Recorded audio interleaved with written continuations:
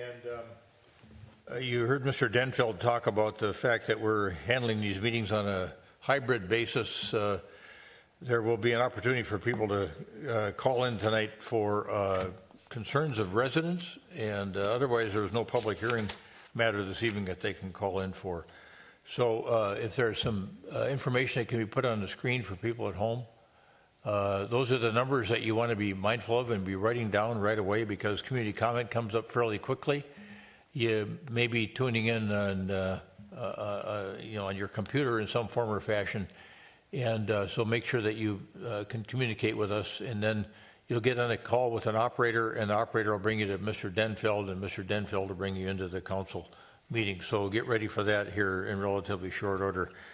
And then, of course, we'll call on our residents that are here with us in the audience this evening that have concerns that they wish to express to the council that are not on the agenda this evening or otherwise scheduled for a future public hearing. Those are the only two areas that we say that you cannot cover in your community comments and your public comments. So let's now call the meeting to order, and I'll ask Carrie Sinning, our deputy clerk, to call the roll.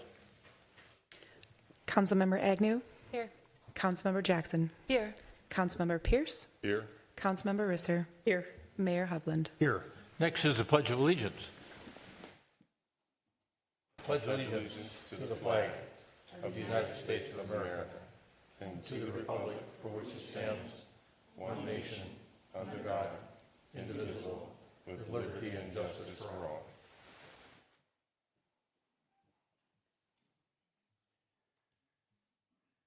We have a form of meeting agenda that's been published for members of the council and staff and our general public. Is there anyone who wishes to modify the agenda in any form or fashion on the council or from a staff standpoint? All right. Is there a motion to approve the meeting agenda as published? So moved. Second. Member Jackson moves. Member Pierce seconds the approval of the meeting agenda as published. Any further discussion? All those in favor of approving the meeting agenda as published, say aye. Aye. Aye. Opposed? Carried. The meeting agenda is approved.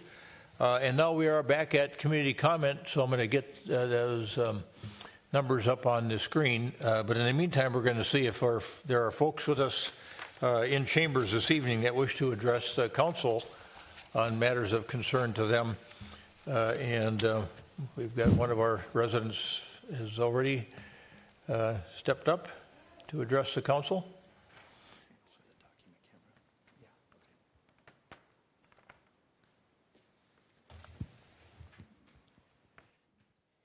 Good evening, Mayor and Council. Good evening.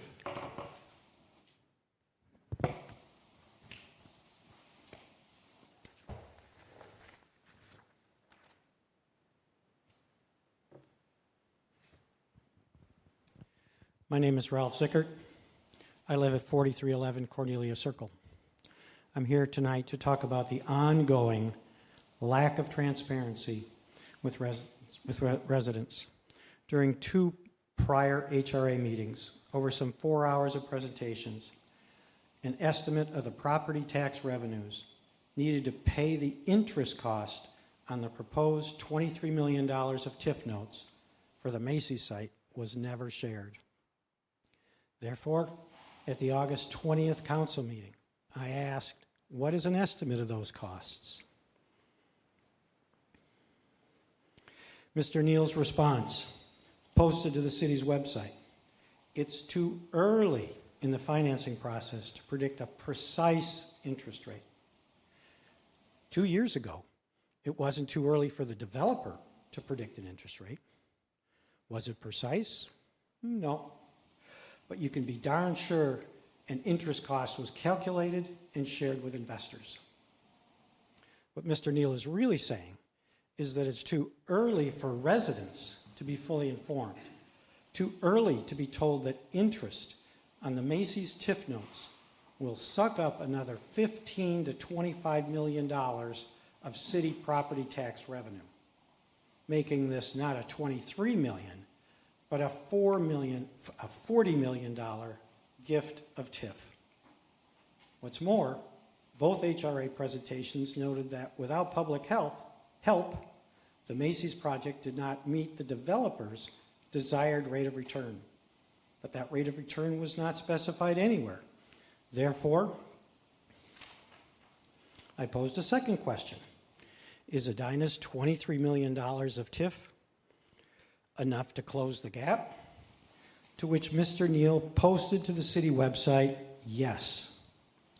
Yes, Edina's TIF proposal was enough to close the gap. Yet yes is in glaring conflict to Mr. Neal's August 14th email to a similar question posed by Member Risser, a reply that was CC'd to the entire council. Mr. Neal's email clearly shows that Edina's $23 million does not close the gap, not even half the gap. And using the numbers from Mr. Neal's email, yet another $35 million of public subsidy would be needed. Is $35 million a precise number? No, but it's a heck of a lot closer than zero or no answer at all. No wonder the project meets the but-for test. Mayor, council members, when will the lack of transparency and Mr. Neal's ongoing behavior of dissing residents with replies that are not replies become unacceptable? Finally, a personal thank you to Member Pierce and Member Risser for asking probing, thoughtful questions and voicing substantial concerns. Too often, those actions only become apparent after a public data request. Had other members of the council done the same, they too would have been called out. Thank you. Thank you, Mr. Sickert.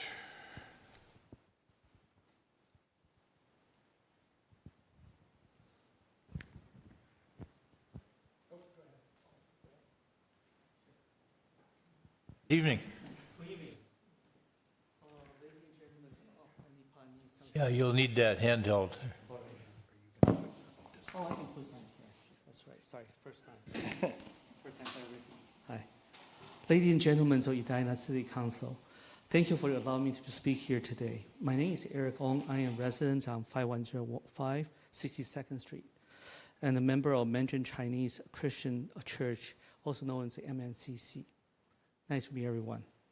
With our congregation member behind, I'm here to advocate for the approval of a local Asian American church proposal to purchase an art center and transform into a place of worship and multicultural hub.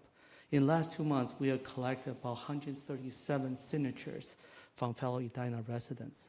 This initiative holds immense potential for our community, and I would like to highlight 3 key reasons why this approval is not only beneficial for the Edina community, but also embracing Edina values. Transforming the art center into a vibrant rally point will foster unity and inclusivity for our diverse community. Edina's home for people from various cultural backgrounds. And this proposal celebrates and embraces that diversity and identity. The new use of the space will unite individuals from diverse backgrounds, foster culture exchange, and mutual understanding to serve the entire city. This initiative will strengthen the community bond and promote mutual respect and understanding. Second, MNCC has a proven track of community engagement and support newcomers. Over the last 26 years, it has organized numerous impactful events and initiatives with demonstrating unwavering commitments to the Edina community. Partnering with the Christ Presbyterian Church, they share a vision of peaceful harmony amongst all people groups.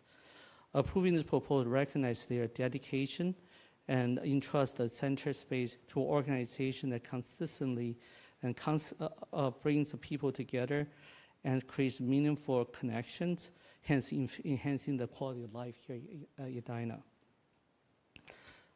Third point, reassigning our center space for MNC will create a platform for cultural exchange and education.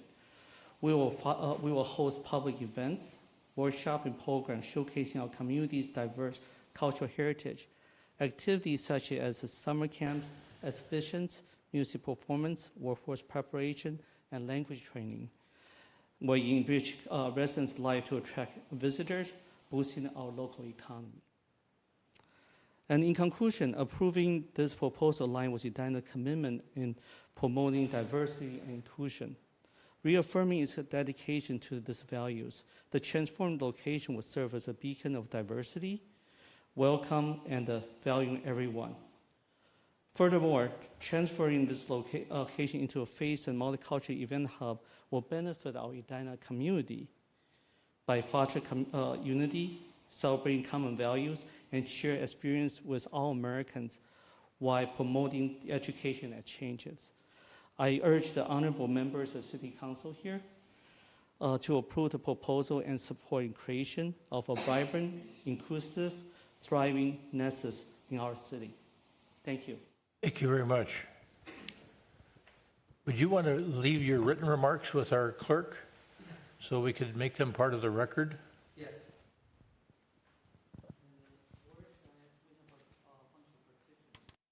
Okay.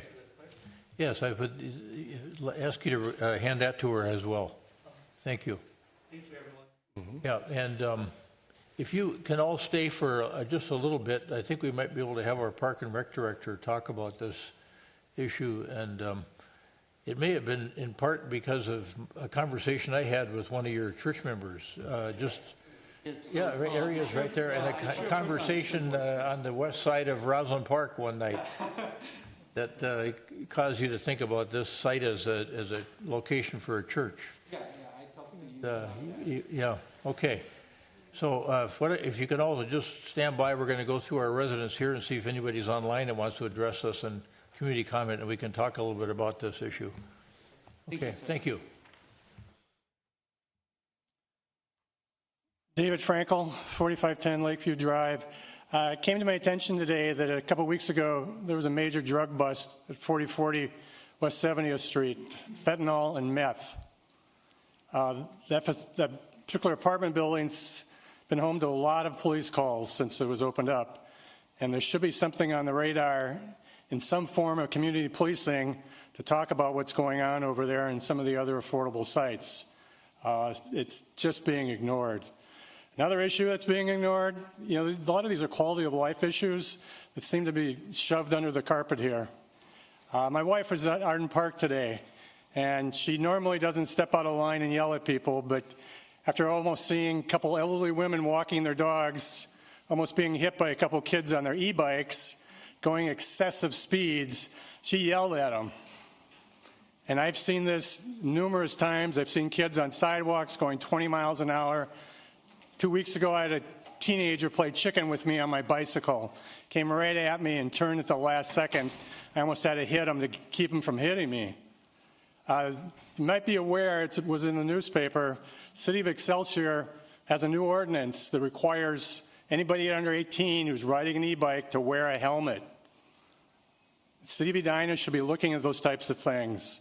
The county, Orange County, California, has a very extensive ordinance for e-bikes that classifies bikes at different levels of speed and size. That's kind of the extreme, but nationwide, there's got to be better ordinances regulating e-bikes. They just go too fast and they're too big. The other issue is some places have already started putting up speed limit signs on bike trails, 20 miles an hour, which is pretty fast. But the city of Minneapolis marks its bike trails at 10, which probably any 10-year-old can probably go 10 miles an hour. But some of these things have to be looked at for e-bikes. They're just getting too dangerous. The other issue is the bridge over here, the bridge to nowhere, the pedestrian bridge that's now being completed with rails.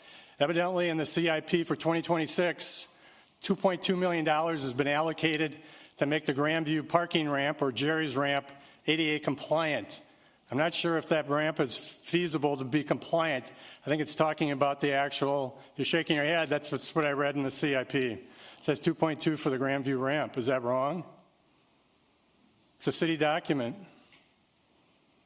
We can reply next week unless the mayor wants to respond. It's back to what Ralph was talking about. It's transparency. I just see a document. It says Grandview parking ramp, ADA compliant, $2.2 million. I'm just a resident. I don't spend a lot of time in this building cross-examining people to find out what the real issue is. And also, there was a structural test done of that Jerry's ramp I requested a month ago through through the city's data request process for a copy of the structural test report, and I still haven't received that. So I don't know where that's at, because that's going to play into how this ramp, if it ever is opened again, if it can be opened, if that ramp is actually usable. Thank you. I think, Mr. Frankel, interesting you raised this issue of the speed on the e-bikes, because that's something that we're going to talk about at the end of the meeting tonight with our chief of police. If you want to stick around and listen to what the chief reports out on, it's an issue that not only you have raised tonight, but others have raised, and we're thinking about it ourselves. So we're going to be addressing that issue tonight. Okay, thank you.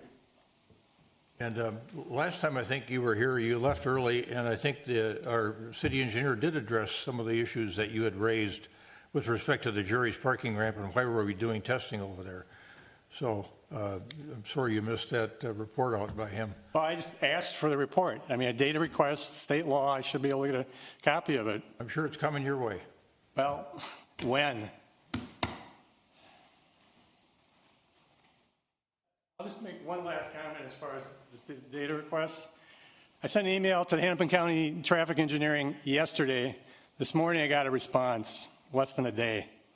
I never get that quick a response from the city of Edina. Mayor, I can just chime in. We don't have the report yet.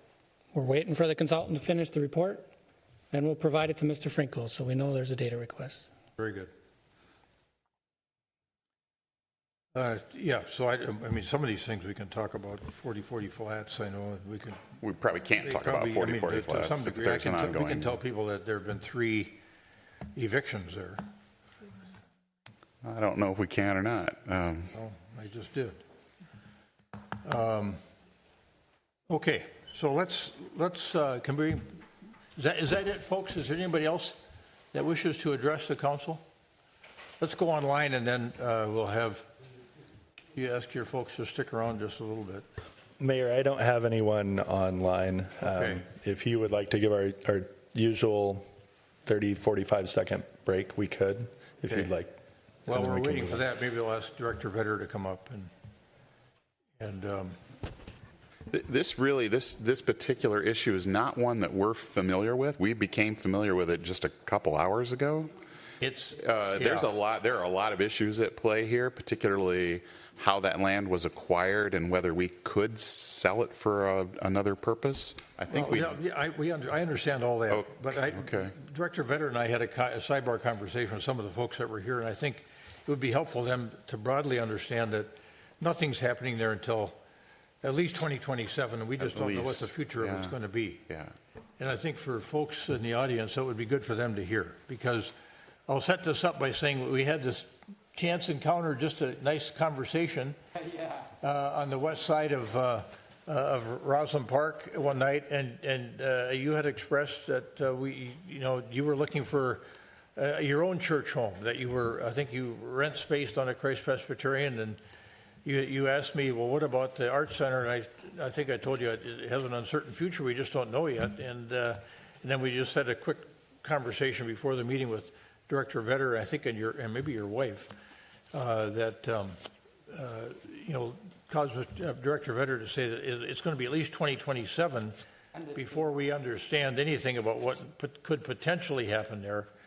And of course, it's public land, and it may be put to a public use. So we really appreciate your interest. And I don't know if you have anything else that you wanted to add from a timing standpoint. I mean, there's a lot of factors at play here. Yeah, thank you, Mayor, members of the council. I was informed of that just prior to the meeting as well. I did give one representative my business card. I would look forward to reading the materials that were dropped off with our assistant city clerk. But we are currently still utilizing the Art Center. It is in use. While it's not open to the general public, we do utilize it for programming now and into the future. As you know, and many members of the community know, we are working on a potential agreement with Hennepin County to be a tenant in their new library for our Art Center space, but that is a distant few years into the future. And as you indicated, the Art Center isn't just on a certain parcel, it's actually within the confines of Roslyn Park. And that would have a whole other set of requirements and research and land use portions of that site as well. Again, we also talked about during your CIP tour about doing some master planning in that area, about finding out what the community exactly wants and needs. We have a new pedestrian bridge, upgrades to the the aquatic center, and a number of other factors as well. So, so for this evening, that's all I have. Is I be prepared to read their proposal and get in contact with the members. Thank you. Yeah, thanks for that. And we understand your desire for a church home, and it was really, I think, really wonderful that you came in to talk to your city council tonight to express an interest in if there's ever an opportunity to think. Don't forget about us, you know, your group in terms of if there's something that we ever do with that property, it doesn't have a purely public purpose. So thanks for coming tonight, and I hope to see you out walking soon, and we can continue that conversation. Yeah, and you come on up to the podium so we can get you on the. Yeah, record. you talk about you propose another solution is a land grant for 99 years, and we also interested in that too. If there's more economical way to have the use of that building. We have been waiting for 26 years. we renting CPC for 26 years, and so it's all the organization in Edina, and hopefully we will be here last longer than 99 years. So. All right. Well, thanks for coming tonight. Okay. Thank you for all of your support. Yeah. And we'll please consider our proposal. See you on the walking trail. Oh, see you again? Yeah, of course. Okay. All right. Good night. Thanks for sticking around. Okay. Thank you. Thank you for your presentation. Thank you, everybody. And Mr. Mayor, for the record, there's still no callers, so I think it's okay to move on. Okay. All right.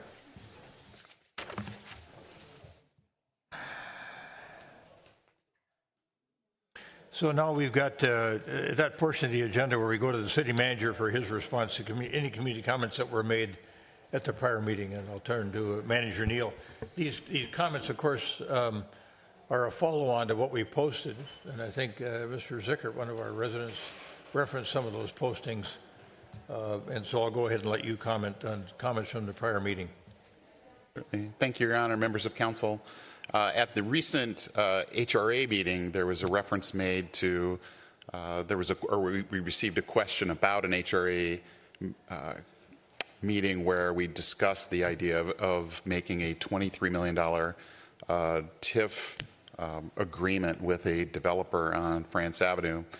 It's important to understand that we are not saying, nor would we ever recommend from a staff perspective that the city just take $23 million of publicly issued bonds and hand that over to a developer. That's not how it works. It's never how it's worked here in Edina. We issue pay-as-you-go notes, meaning that if the developer does a project that is consistent with a pre-negotiated agreement with the city and they pay their taxes, that some of those taxes go back to pay that developer.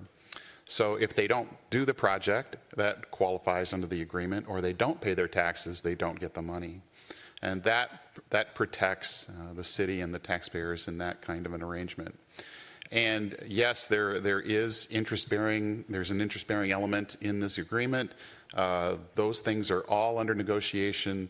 The council will see those numbers, and you'll see precisely what they are before or at or close to the time you're going to be asked to make a judgment on whether it's in the public's interest or not to approve that agreement. So you will not be asked to approve an agreement with major fiscal holes in it. So the other question about was, does the tax increment financing close the gap on what's needed to finance the development of 7235 France Avenue? Yes, we believe that ultimately what we may agree to is going to be sufficiently covered by the anticipated property taxes that will be generated by that project. Again, if the developer doesn't do the project that we've agreed to or doesn't pay taxes, there's again no money going back to the developer. Finally, there was another question about our crossing lights for pedestrians planned for the 50th Street, Eden Avenue, Grange Road, roundabouts. Pedestrian activated flashers are not proposed to be installed at that area, just right outside of City Hall. Right now, the city installs pedestrian activated flashers per our pedestrian crossing policy. And so we would analyze that intersection, but do not believe that it would qualify. Staff will continue monitoring the pedestrian traffic that's there. It does, I think it's important to remind the public and even ourselves that it does take a while for people to get used to driving on a roundabout and then the change that we've implemented in that area. And so we do believe that the design of that will be sufficient and will be safe.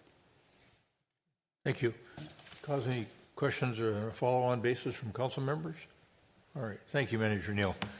Next is the consent agenda. There are certain items on the consent agenda. Item 6.8 has been requested for removal from the consent agenda by Councilmember Jackson, and we're going to discuss that separately. Is there anyone else on the council that wishes to remove any other item from the consent agenda? Hearing nothing, is there a motion to approve all the items on the consent agenda in a single motion with the exception of item 6.8? So moved. Member Jackson moves.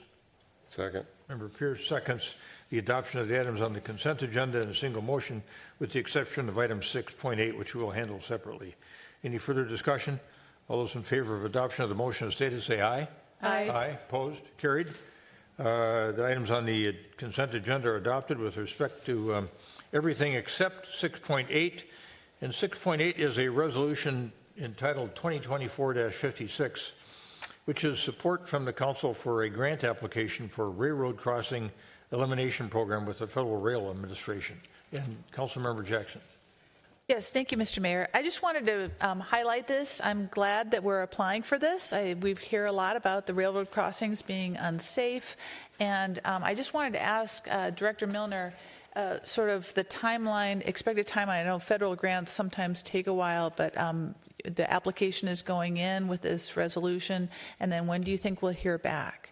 Yeah, the application's due late September, early October. I think we'll hear back by the end of the year, and then it's about a year study for these. It's a safety review of the 7 crossings we have in town.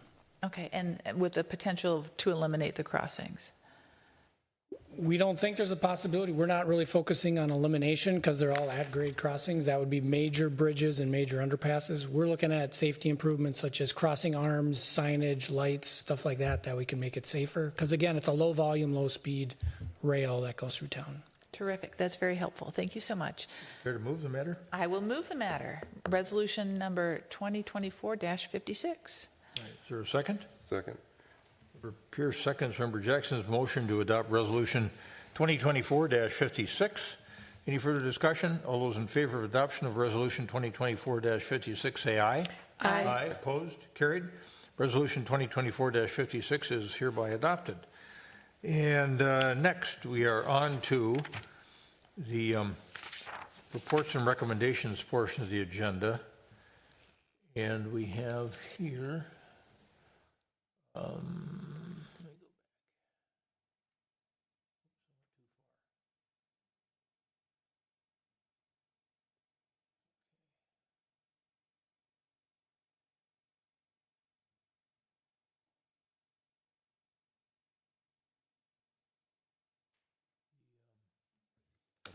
you got it?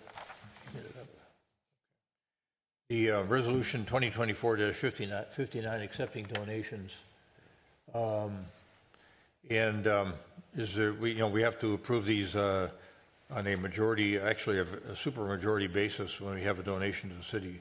Requires a 4/5 vote to approve it. So 2024-59, is there a motion to adopt resolution 2024-59? So moved. Member Jackson moves. Second. Member Agnew seconds the adoption of resolution 2024-59, which accepts donations on behalf of the city of Edina. Any further discussion? All those in favor of adoption of resolution 2024-59 say aye. Aye. Aye. Opposed? Carried. And this reporting period, there was a donation from a lady from Apple Valley named Holowinski, and it is a memorial bench at Centennial Lakes Park, a $3,200 gift. And that will be posted up on the city website. So thank you, Jackie Holowinski from Apple Valley, for remembering a loved one in the city of Edina and putting a special bench in at Centennial Lakes. Now we're on the reports, beyond the reports and recommendations. This is maybe one of the fastest agendas we've ever had here at City Hall. I don't even know what to do here with this. 7:30 at night. Commission correspondence, I doubt anything else has come in. I'll turn now to manager's comments.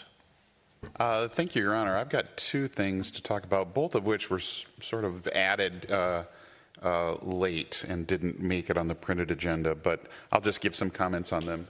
The first is e-bikes. We have received, and you have received, many comments from residents about e-bikes and the behavior of e-bikers. I had a chance earlier this morning to talk with our city attorney and our chief of police about what are the current regulations regarding the use of e-bikes in the city.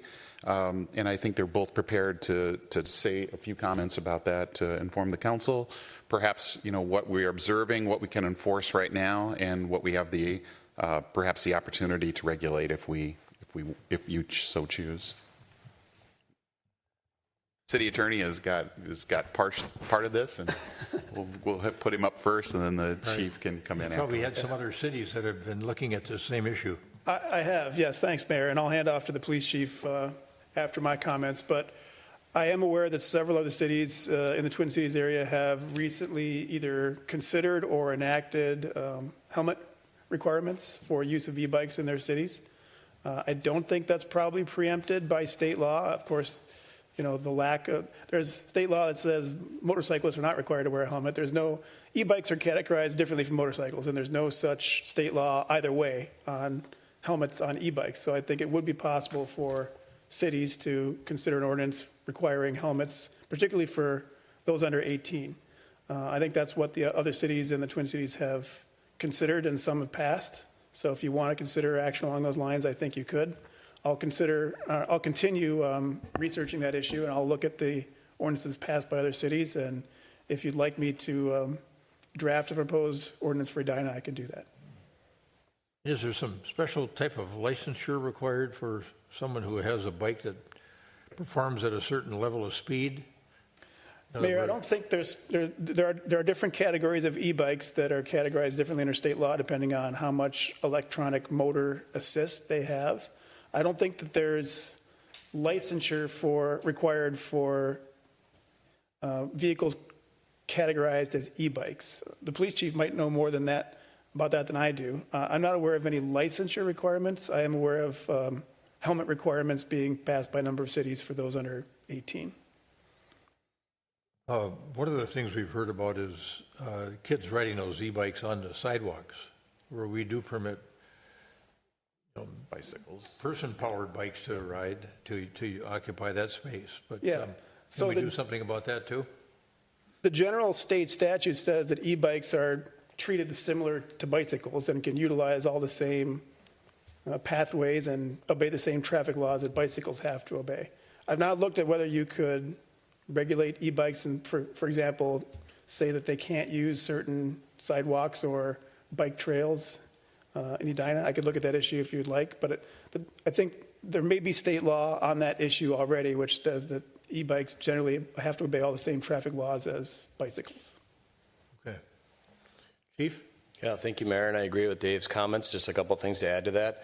Under state statute, it's a little murky because we have city ordinance and state statute that kind of sort of regulates much of what we're talking about today. But you can operate an e-bike on a shoulder of a roadway. You can operate it in a bicycle lane and in a bicycle route under state statute.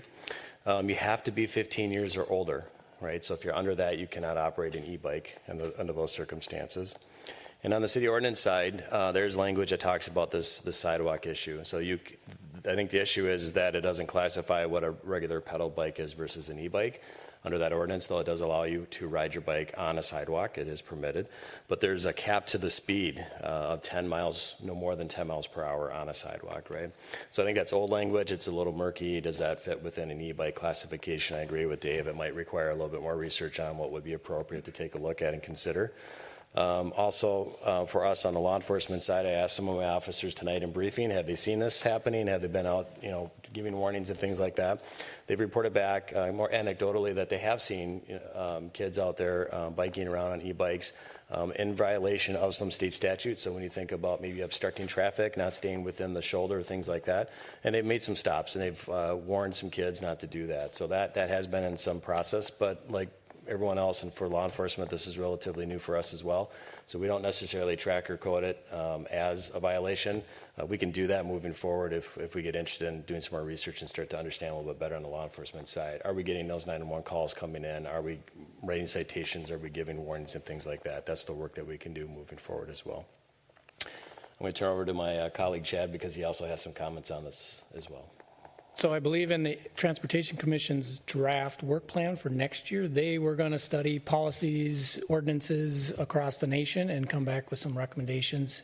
I would offer if the timing works based on this conversation, but we're hoping that they would take that up and really do the initial work on reviewing all those different ordinances and policies nationwide and see what we should do here or what they would recommend doing in Edina. Councilmember Jackson. Yes, thank you, Mr. Mayor. So would we be able to regulate the speed? If we can regulate the speed, could we do it on the 9 Mile Creek Trail?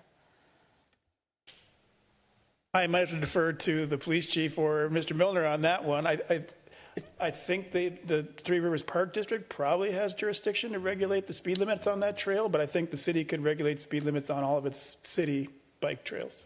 And I know they're having the same conversation on their trail. So this was already a discussion point for them. So we may be able to have that discussion together and come to something within Edina. Excellent, thank you.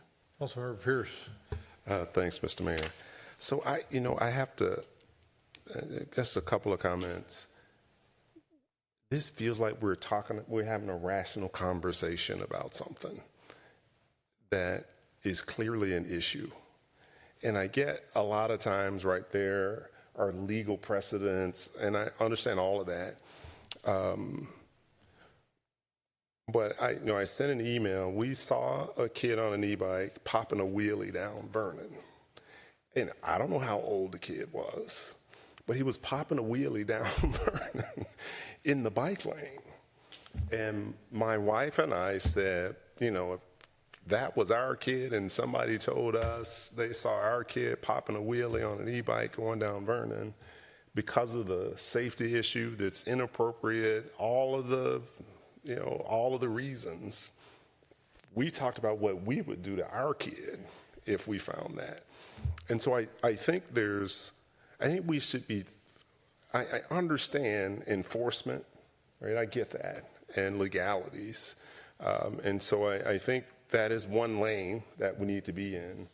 But I think we also need to be talking about, is there some, and I don't know if it's awareness or what, because it's not, I just think I think we're talking about this in a rational way, and I don't know that this is something that's going to give us time before something happens. Like, imagine if that kid going down Vernon loses control and some car that's going 45 miles an hour hits them. And so I would encourage us to really lean into, you got two paths here.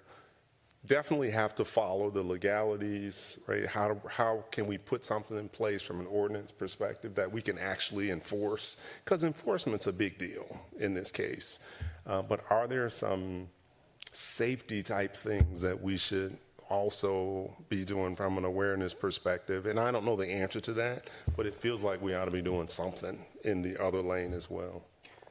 Mr. Mayor, Thanks. if I may. Thank you for those comments. I forgot that last important piece. Regardless of how we handle an ordinance, research project or actually get it enacted, that takes time. And we're still in the back end of summer into fall, and we have a really good communications team. And we already have statutory language in place and ordinance language in place. We could do some marketing right away and get some information out, because I think there's just a lot of people out there that are uninformed. It's a new issue that we're all dealing with, and that's a low-hanging fruit, something that we could easily do yet this year. Mayor, just one more comment to kind of dovetail on that. Operating any vehicle, including a regular bike or an e-bike, in a dangerous or negligent manner is still going to be contrary to existing state statutes. So if someone sees a child operating a bike in a way that may get the child injured or a motorist injured, I mean, the police can still respond to that right now. We don't have to have specialized e-bike laws in the city ordinance book in order for the police to respond to those types of issues. Member Risser. I just wanted to also note that there's other e-transportation devices, e-skateboards, scooters, and Member Pierce's comments actually made me really think we do need to think about this with a two-pronged approach, because it's one thing when I think about a really big e-bike going fast, that poses a risk to other people, especially if they're on the sidewalk. But you see somebody sailing down, and we saw this on Valley View, going down Valley View Road and then up a hill on a e-skateboard, and it was really kind of cool because it just went up the hill without having to, kick it up the hill. But, that could be cause for concern as well, just in terms of safety for others and also the user.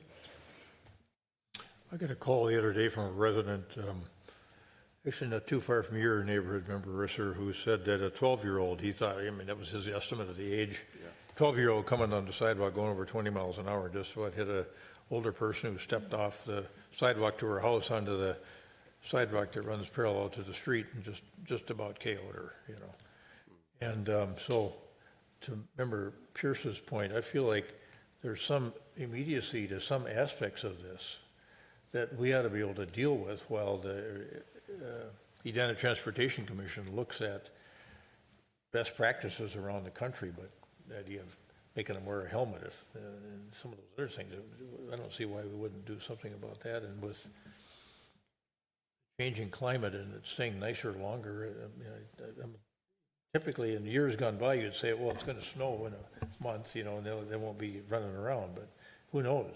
So I do feel like there's some immediacy to some aspect of these things. Helmets especially, I guess, would be an easy thing to deal with. So I don't know, how do we deal with that? Well, I think what we're getting from you is some interest in moving this ahead, expeditiously, so we can do that. No. Okay. Okay. Okay, and you had one other thing. I did, and this pertains to the on and off, the reliability issues of our community's electric grid. We've had a number of complaints and concerns about that expressed to both staff and council. I had an opportunity this week to touch base with a contact that I have at the Public Utilities Commission. She told me that her office that she operates, which is called the Consumer Affairs Office, is the correct body within state government, specifically the PUC, to formally address comments about Xcel's performance directly to her. There is currently right now a filing period that closes on September 12th, where if people have complaints, they could get them into her office and they'll be considered they'll be researched, for example, but they will be considered by the PUC in that filing process. Her name is Ann Tom. She's a supervisor with the Consumer Affairs Office. We will put some attention. We'll give some attention to putting her name and her contact information up on our website and some other public information strategies to get that out there as fast as we can. We can also issue I'm planning to issue a comment on behalf of city government to her directly as well. But if residents want to contact her, they certainly can, and we'll make sure they have the name and the contact information to do that sometime starting tomorrow. Good for that. Yeah. All right, council member comments. Member Agnew, you want to lead us off? Sure. So I also received, I think this is kind of on the heels of what Manager Neal was speaking about. We've gotten a lot of emails after the storms, and I think the uptick in storms and the severe weather that we had this year, and got a query about how we used to offer city-operated brush disposal. Spoke to Scott a little bit about this. We don't anymore. and it seems like the site had some logistical issues and probably some things that we'd need to figure out as a city if we wanted to resume that type of service. So I think it would be interesting to explore if there are other sites around the city that we could offer that. I know that a lot of other cities do it. I don't know if this is something that should go to a commission or what the right way to deal with it is, but I do think that is a good service that I'd like for us to offer members of our community. Next, so on last week as commissioners for the HRA, we got another update on the possibility of having an underpass on France between 7250, 7201, the east and the west side of France, let's say. And I kind of left not really exactly sure what the next steps were. I know like we were doing this like phase of the project, and knowing that we're within the next short amount of time, within the next couple of months, going to be reviewing that project again. I'm sure we'll get another revisit from the Macy's furniture site again. I think we need to continue pushing it forward, and I'd like to see it progress. And so for this one, I don't know if the right next step is to ask staff to prepare a resolution so that we as a council can like have that conversation then and decide on next steps. But I think that would be my direct ask is let's push it forward and let's discuss it formally as a council to make a decision that if we want to move forward with that we're taking those right next steps so that we can ideally get the timing to work out with all of those projects so that we don't have one project pursuing something and having to waste some investment. As much as we can get those to align, I think the better. So that would be my ask. Thank you for those comments. Member Pierce. Nothing from me tonight. Thank you. Thank you. Member Jackson. Yes, thank you, Mr. Mayor. So we as a city council received notice from the Met Council that their population estimates through 2050 have been published, and there's a comment period right now. The population estimates are unrealistic in my mind, and I wanted to put forward that I'd like to know what the process is for us as a city to comment on these population estimates and see if we can't get them pushed down to something more realistic. They're pretty high. So, but I would like to, in the comment period, have us as a city make some formal comments. Great. Thank you. We'll do that. Member Risser. This is sobering news. In this year, we've had 288 traffic fatalities in the state of Minnesota. Last year, we were around 238, so we're about 50 fatalities over where we were last year. We are going in the wrong direction. And this Sunday was a horrific crash at Park Tavern in St. Louis Park. And I just want to say our hearts go out to the family and the loved ones of Christina Folkerts, who was killed along with Gabe Harvey. Also injured were 3 employees of Methodist Hospital, Laura Knutson, Tegan Dalbani, and Theo Larson. And I just want to say we're really thinking about all of them, all of their families, all of their friends. And, you know, driving is a serious thing. You got to be sober when you get behind the wheel. So this didn't need to happen. Thank you, Member Risser. I want to segue off a couple of things that other folks have said, and Manager Neal as well. I was really disappointed in the performance of Xcel Energy on terms of being able to get people back up and operating on the electrical grid. You know, it wasn't that many months ago where they had another episode somewhere in the state where they had to bring in several hundred people to try to make things work. And now they brought in, I think, 700 people from around the country. And it just seems that if this new climate that we're operating in, they better figure out a way to be more resilient. And I know in our neighborhood, the first time the wind blows over 40 miles an hour, the power goes out. It's just like automatic. And so I think this is a conversation that is,